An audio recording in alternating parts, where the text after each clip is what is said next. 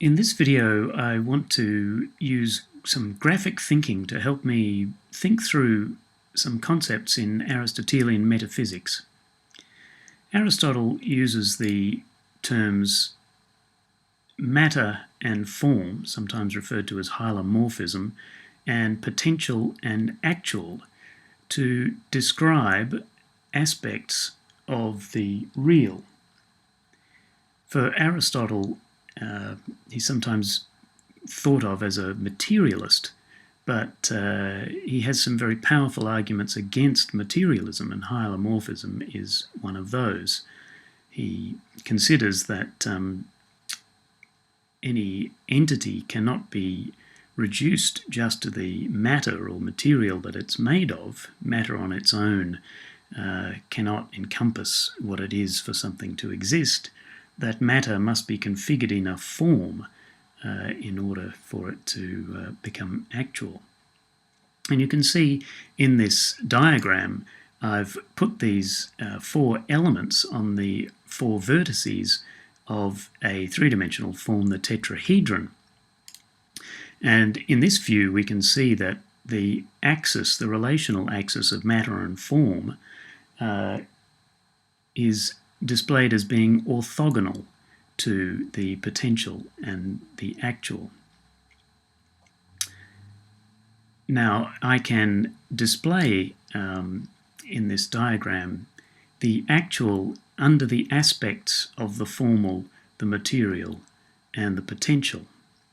And the diagram helps me to consider all of the permutations of these terms. And so by displaying the terms in this way, I can consider the actual sitting in between or as a relational property of form and matter, perhaps considering the actual as the potential configuration of matter. Alternatively, I can think of the actual as matter taken form, or the actual as potential form. Similarly, I can look at matter under the aspects of the potential, the formal, and the actual. Matter might be considered as the form of potential, or matter as potential actualized, or alternatively, matter as actualized form. I can continue to move these terms around as ways of thinking through these possible relationships. And here we see form under the aspects of matter, potential, and actual. It sits in between these three terms, in tension between them.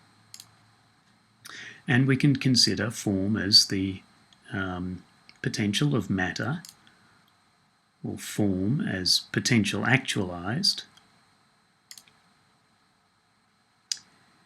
We might say that that actual matter always appears informed. Here we see potential under the aspects of the actual, the material, and the formal.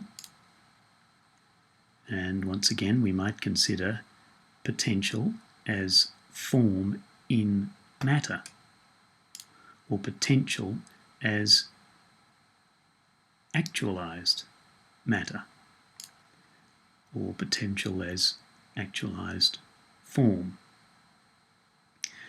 I find this visual way of presenting these concepts and moving through the possible configuration spaces of the four terms quite a powerful means of thinking.